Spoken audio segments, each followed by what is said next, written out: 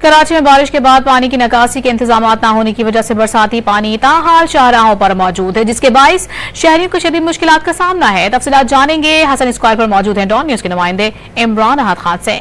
इमरान, बताएगा इस वक्त क्या सूरत हाल देख रहे हैं आप? बिल्कुल, इस वक्त हम मौजूद है हसन स्क्वायर पे।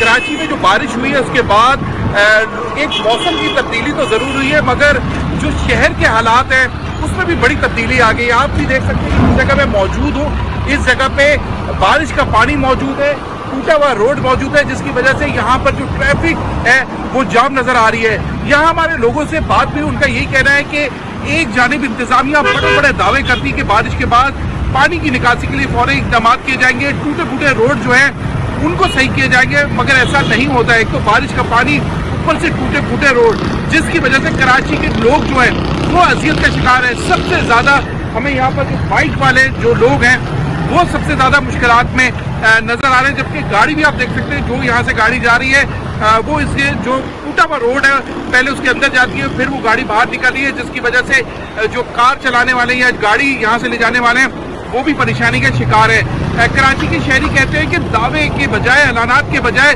अमली तौर पे इंतजामिया काम करे तो शायद कराची वालों को कोई रिलीफ मिल पाएगा। जी।